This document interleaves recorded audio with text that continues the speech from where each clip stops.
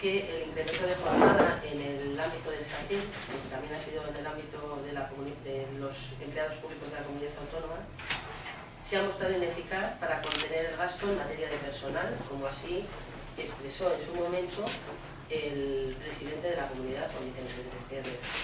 Sabéis que la Ley de Medidas del 2012, medidas tributarias, administrativas y financieras, situó dos medidas fundamentales que afectaban a los empleados públicos y por ende a los empleados públicos de la sanidad en Castilla y León.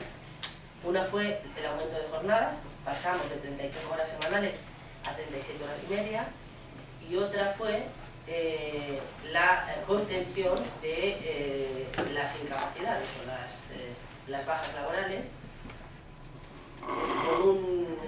con una medida que fue establecer que no se complementaba o se hacía una diferencia en la complementación de IT en las enfermedades comunes.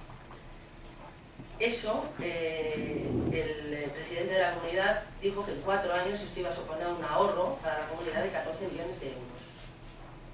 Con sus propios datos publicados, nosotros podemos decir hoy que lo que ha supuesto es un incremento en materia de personal de más de 92 millones de euros. Por lo tanto, nada más lejos de lo que ha anunciado. Lo que ha supuesto la medida de las 37 horas y media en el ámbito del SACIR ha sido, primero, que no solo ha aumentado en materia de personal por el incremento de las bajas laborales, sino que eso ha supuesto que se quitaban descansos al personal o se acumulaban, en el caso del personal de atención primaria, se acumulaban las consultas de otros profesionales. Como podéis ver, eso lo que supone en el ámbito sanitario, los profesionales sanitarios tienen que tener unas condiciones laborales de al menos no estrés o no ir deprisa en sus funciones, porque eso lo que hace es disminuir la calidad del Sistema Nacional de Salud. Ayer que estuvimos en una permanente del Consejo de Salud y se nos presenta el anteproyecto del presupuesto para la Gerencia Nacional de Salud, es verdad que nosotros tenemos que felicitar que es el mayor presupuesto de toda la historia del sistema sanitario en Castilla y León. Del SACIR es el más alto, se vuelve a recuperar, por lo tanto, poder en materia de ingresos del sistema, pero le dijimos al consejero, porque además nos lo presentó él, que al final los gastos reales, cuando se hace el balance, siempre son mayores que lo que se presupuesta. Y nosotros le dijimos al consejero, que lo conocía evidentemente, que hay una advertencia del Tribunal de Cuentas, no solo en Castilla y León, pero también para Castilla y León, de que esa práctica de presupuestar por debajo de los gastos que ya se conoce que van a ser mayores, pone en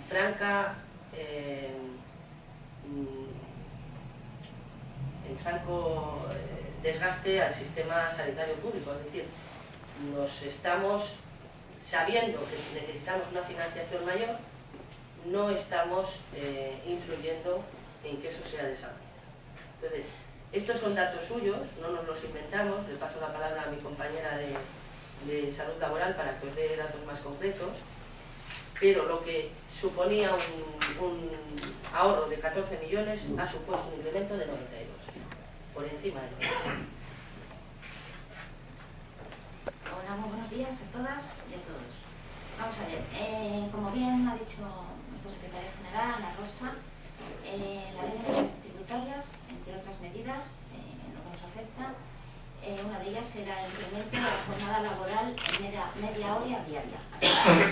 El asunto es cómo se aplicó ese aumento de jornada en el SACIR. Ese aumento de jornada en el SACIR fue aplicado de tal manera que hay en estos momentos profesionales que están realizando 12 horas de trabajo consecutivas 2 días al mes. Eso unido a la carga laboral, a la carga de trabajo que en estos momentos están teniendo, está suponiendo un incremento muy importante de la siniestralidad laboral y de las agresiones. Ahí lo vamos a ligar porque precisamente va a hablar se va a hablar de las agresiones, seguramente en la rueda de prensa que tenéis después.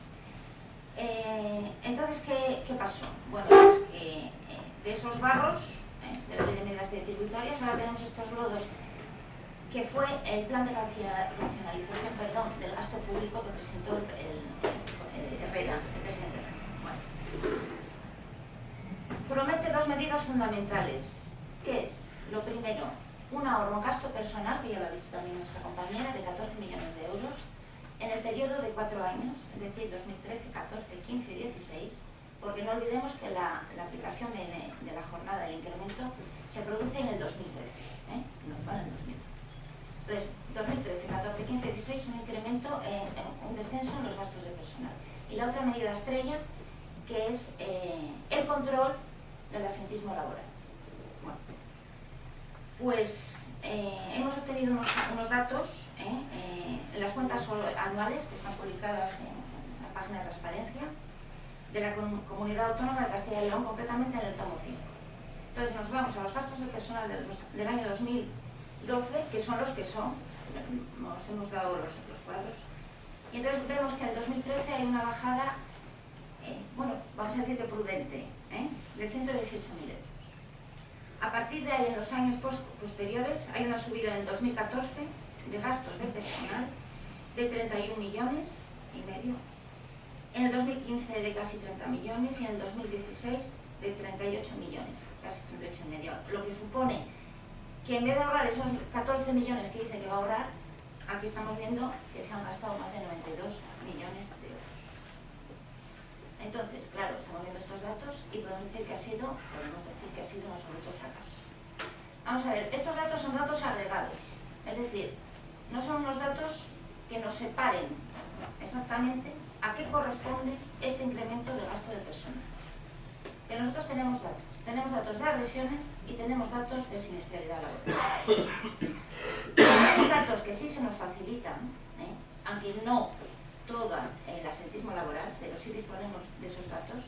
Vuelvo a repetir, los datos de agresiones y de siniestralidad laboral, hemos podido conocer que el número de jornadas perdidas en el año 2012 ascendía a 25.744,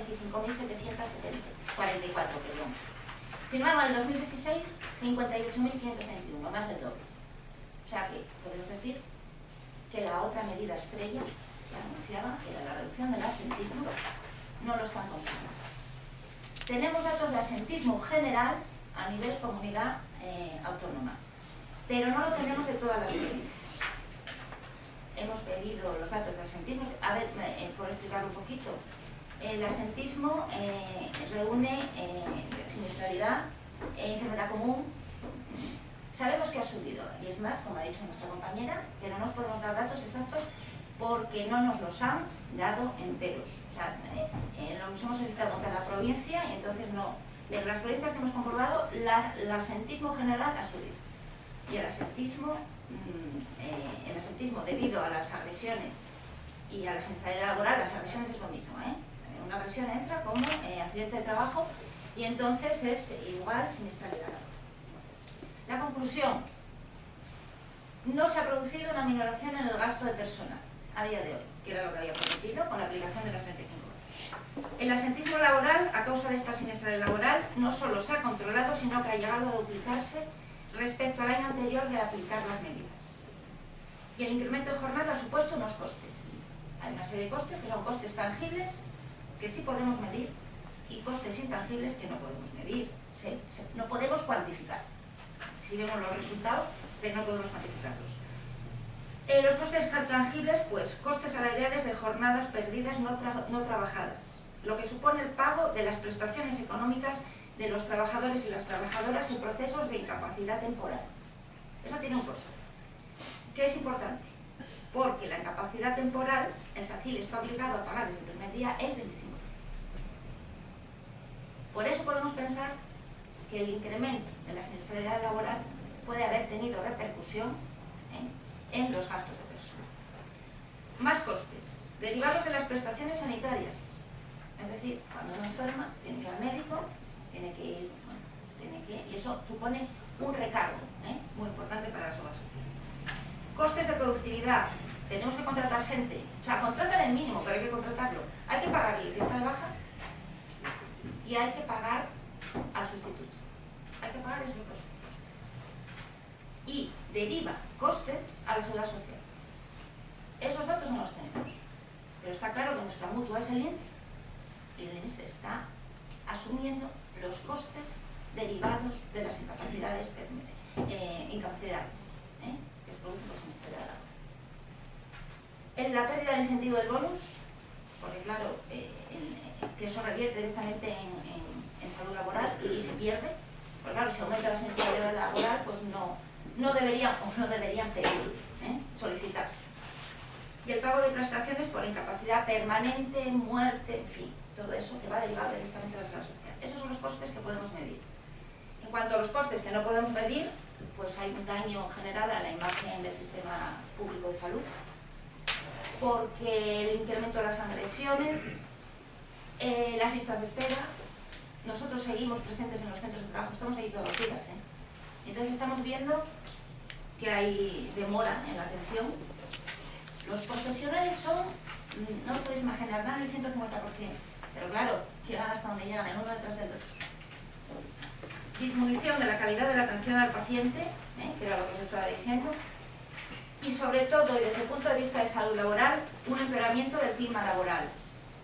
Hay una desmotivación generalizada, la gente está agotada, y hay conflictos entre profesionales importantes. Eso enrarece muchísimo el clima, y ya les digo que, bueno, en un momento dado, pues, los profesionales son profesionales que a mí me asombran de los esfuerzos que están haciendo, pero a veces sí repercute directamente en los pacientes. Si tenéis alguna pregunta. Ah, perdón, Inés. Buenos días a todos y a todas. Yo únicamente queremos recalcar que una solución que vemos a este problema sería retomar el derecho a la real que tenemos a la negociación colectiva, eliminando el carácter indisponible de muchas de ellas que se han introducido en las diferentes leyes. Esto nos limita a poder negociar el tema de las 35 horas, que es una de nuestras reivindicaciones prioritarias en la recuperación de los derechos del área pública y en los derechos de los trabajadores públicos. Con respecto a lo que comentaban mis compañeras, tenemos un caso por escrito de la Gerencia Regional de Salud, en una gerencia concreta que no vamos a desvelar, en el que ellos mismos por escrito nos dicen que debido al alto número de bajas que se están produciendo en nuestros profesionales, ya no disponen de médicos de familia ni de pediatras para poder cubrir estas ausencias. Y por mi parte no tengo nada más que años. Nosotros cuando hablamos de cuestiones tangibles y no tangibles, las no tangibles son tangibles, es decir, son conocidas y son a lo mejor no medibles, no tan medibles como las anteriores, pero por ejemplo para vosotros no es desconocido el tema de las listas de espera. Somos campeones en listas de espera, no en procedimientos quirúrgicos, pero sí en lista de espera de consulta o de prueba diagnóstica, y todos sabemos, porque el proceso es así, que si yo no tengo hecha la prueba diagnóstica no puedo hacer un preoperatorio ni me pueden operar. Entonces eso es verdad que descarga la lista de espera quirúrgica, pero realmente está de alguna manera manejada, ¿no? Somos campeones en España de lista de espera en consulta, ¿no? en prueba diagnóstica. Y luego hay otras cuestiones que claro que son tangibles para los usuarios. Ayer decía el compañero de la CKL que no había muchas quejas. Hombre, pues yo no sé si hay muchas o pocas. Es verdad que el ciudadano está poco acostumbrado o poco educado a poner quejas y a seguirlas, a hacer un seguimiento de las quejas, pero lo que es cierto es que estamos asistiendo a una sanidad en la comunidad autónoma desigual. Y yo no tengo los mismos medios en Zamora que se tienen en Valladolid o en Burgos, por lo tanto eso no es una sanidad equitativa, ni igualitaria, ni universal. Y cuando se compra un equipo técnico para un hospital y no se compra para el resto, pues no tenemos el mismo acceso. Pero es que además no podemos pedir hospitales de referencia si no son hospitales de referencia. Por lo tanto no tenemos acceso a las mismas a las mismas pruebas diagnósticas, a los mismos especialistas y a los mismos servicios todo ciudadano de Castilla y León. Y eso también tiene que ver con la dotación de profesionales en el sector sanitario.